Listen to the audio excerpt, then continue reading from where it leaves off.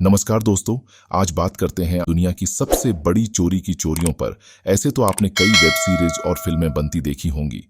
कुछ समय पहले ही मनी हाइस्ट नाम की एक वेब सीरीज नेटफ्लिक्स पर आई थी, जिसका क्रेज पूरी दुनिया के दर्शकों पर देखा गया। ये वेब सीरीज कुछ ही दिनों में इतनी लोकप्रिय हो गई कि नेटफ्लिक्स पर टॉप में चल रही थी। खैर, ये तो हो गई रियल लाइफ की बात, लेकिन आज हम आपको रियल लाइफ की उन 5 बड़ी चोरियों के बारे में बताएंगे जिनके बारे में सुन तक आपके होश फाख्ता हो जाएंगे। ये इतनी बड़ी चोरियां हैं कि इन पर कई भाषाओं में फिल्में और वेब सीरीज भी बनाई गई हैं। ब्राजील के फोर्टलेजा की चोरी। ब्राजील के फोर्टलेजा में हुई चोरी दुनिया की सबसे बड़ी चोरियों में से एक है। यहाँ के एक बैंक में कुछ चोरों ने तरीके से चोरी की कि आज भी लोग उसके बारे में पढ़कर हैरान होते हैं।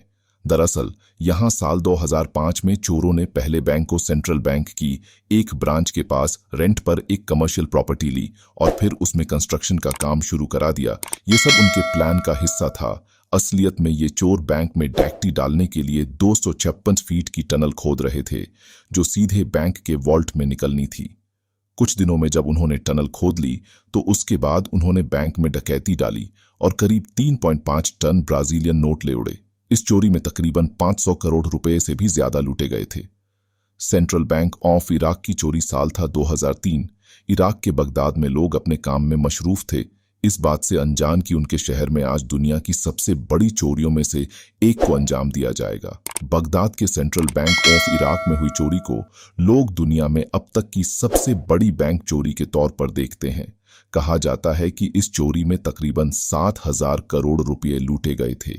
हालांकि इस चोरी को लेकर एक अफवाह यह भी है कि इसे कराने का निर्देश खुद तानाशाह सद्दाम हुसैन ने दिया था। इस बात को तब और हवा मिली जब सद्दाम हुसैन के घर पर एक बार रेड मारी गई तो उसके यहां से तकरीबन $650 मिलियन बरामद किए गए। इटली का बदमाश और लंदन में चोरी इटालियन माफिया एक समय में पूरी दुनिया में हुकूमत करते थे। उस वक्त कहा जाता था कि दुनिया का शायद ही कोई ऐसा देश हो जहां इस माफिया के सरगनाओं का कोई मुखबिर ना हो। इसी इटली का एक कुख्यात अपराधी वेलेरियो ने साल 1987 में लंदन में एक बड़ी चोरी को अंजाम दिया। दरअसल 1987 में इटली के कुख्यात अपराधी वेलेरियो ने लंदन में एक बैंक में चोरी करने का प्लान बनाया और करीब 800 करोड़ रुपए बैंक से उड़ा दिए। हालांकि यह चोरी इतनी आसानी से की गई थी कि इस पर कोई फिल्म नहीं बनी। दरअसल वेलेरियो अपने एक साथी के साथ लंदन के एक बैंक में खाता खुलवाने गया, लेकिन वहां पहुंचकर उसने मैनेजर को ही बंदी बना लिया।